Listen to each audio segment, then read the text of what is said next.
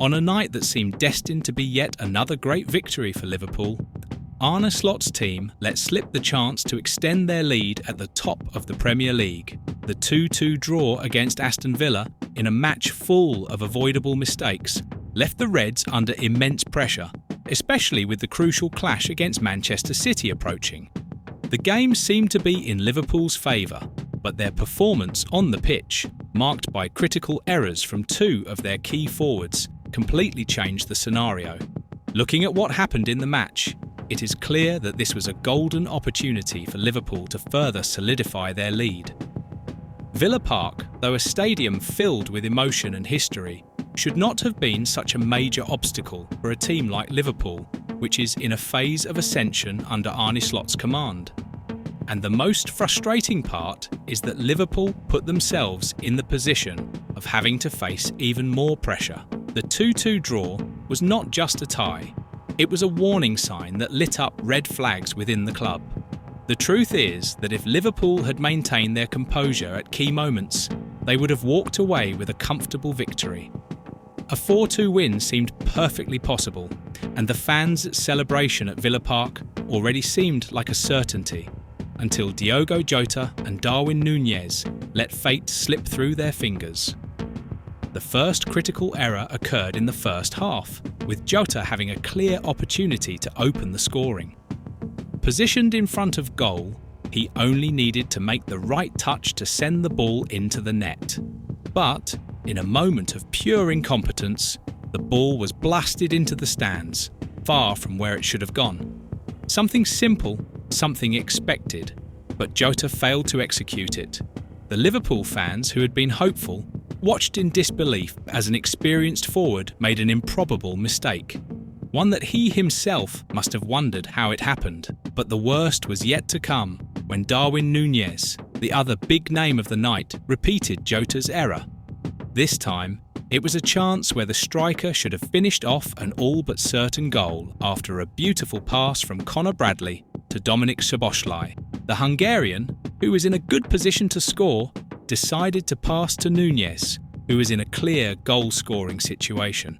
But instead of a simple tap into the net, the ball soared over the crossbar and landed in the stands, as if he were trying to reach the stars. An unforgivable mistake for a player who, with all the hype surrounding his record transfer, was expected to be a top-class finisher. These errors, combined with the pressure of the match, only reinforce the growing doubts about Jota and Núñez's future at Liverpool. If there is one thing that became clear after this match, it is that the club needs more reliable finishers to compete for titles consistently. With the transfer window approaching, the news that Liverpool might be willing to sell both players comes as no surprise to anyone. And this game only accelerated that process even further. The lack of confidence in the two forwards is a central point of discussion for any Liverpool fan or observer. It is not just the missed chances that are frustrating, but the fact that these players have repeatedly failed in decisive moments when the team needs their goal-scoring ability the most. At a club like Liverpool, where competition is fierce and ambitions are high, the Reds cannot afford to rely on attackers who, in games like this, fail to deliver the basics. Arne Slot's management, while showing the ability to work with the team in many aspects, now faces a harsh reality. Liverpool needs more than just promising talent. They need players who can be decisive in crucial moments, not just those who show flashes of brilliance, but fail when precision is everything. If the Reds want to keep fighting for titles and continue being a powerhouse in the Premier League, they need clinical finishers. And Jota and Núñez, with their frequent mistakes, are not proving to be those players. Therefore, the next few months at Liverpool will be crucial for these two forwards. Jota and Núñez will have to show more than just glimpses of brilliance. They need to take responsibility and deliver, or else, as indicated by the growing rumours, their future may lie away from Anfield. If Klopp's ambition, and now Arne Slot's, is to be competitive on all fronts, the team will need more consistency, especially from its attackers. For Liverpool fans, who always expect the best from their players, this match against Aston Villa served as a harsh reminder that football is unforgiving. Jota and Núñez's errors were not just mistakes on a single night. They are failures that could define the future of an entire team. The pressure to secure victory in matches like this is something that comes with any club that has the ambition to stay at the top. Now, only time will tell if Liverpool can reinvent itself, overcoming these setbacks and strengthening for the challenges ahead. But one thing is certain: if Jota and Núñez do not reinvent themselves, the transfer window could mark the end of an era for them at Liverpool.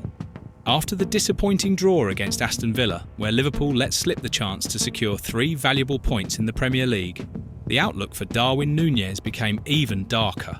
The match, which seemed like a golden opportunity for the Reds, ended up becoming a headache and a test for players who were already being questioned, especially for their crucial failures in decisive moments. And once again, it was the Uruguayan striker who raised questions about his future at Anfield. If you watched Liverpool's last match, you know exactly what I'm talking about. Núñez's performance during the 2-2 draw was at the very least frustrating. The striker had 2 golden chances to secure victory for the Reds, but with a careless touch, he miserably missed both opportunities. Once again, his inefficiency was on full display, increasing the pressure on him even more. Now, the big question surrounding the Uruguayan is not just his lack of precision, but also his post-game reaction, which undoubtedly raises many doubts about his attitude and commitment to Liverpool. Darwin Núñez, a €100 million player, stepped onto the pitch with the mission to change the course of the game. He had energy, he had the will, but he lacked the composure needed to make the right decisions in key moments. However, what happened after the final whistle says much more about his mentality than anything that occurred on the field. Unlike Mohamed Salah, who clearly showed frustration over losing vital points, Núñez was caught smiling.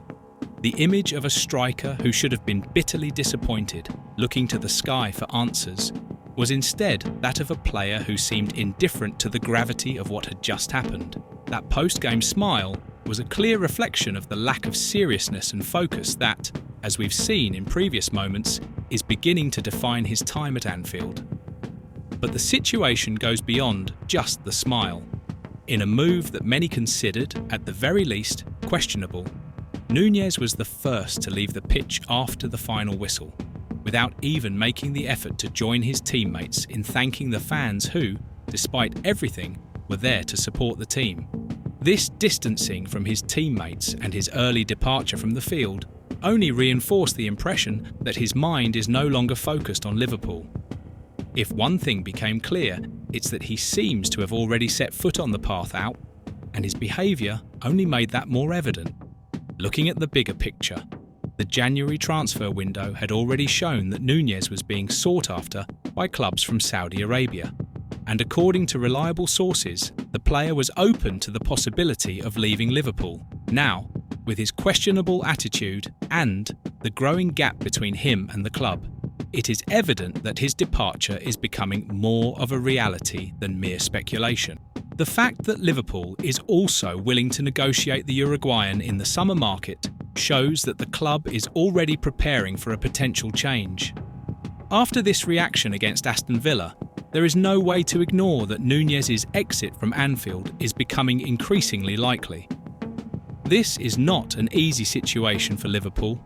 On one hand, the club has a player with undeniable talent, but on the other, an athlete whose attitude does not seem to reflect the spirit and commitment required to wear the Liverpool shirt. A player's mentality is crucial for the success of any team, and at a club like Liverpool, where pressure and expectations are constantly high, Núñez's lack of focus becomes a major obstacle. His performance and reaction after the game against Aston Villa can be seen as a reflection of his current mindset, which seems more concerned with the possibility of a fresh start than with Liverpool itself. In this scenario, the most logical solution for both the player and the club may be Núñez's departure. His mind is already elsewhere, and it's hard to see a long-term future for him at Anfield. For Liverpool, it would be an opportunity to reinvest in a player who is more committed and has the right mentality to compete at the highest level. For For Núñez, perhaps it is time to seek new horizons where he can restart and try to regain his best form, away from the pressure of one of the biggest clubs in the world. Therefore, after this last match, it is clear that the relationship between Darwin Núñez and Liverpool is at a critical point. His failures on the pitch and his questionable post-game attitude only reinforce the idea that his future is no longer tied to the club.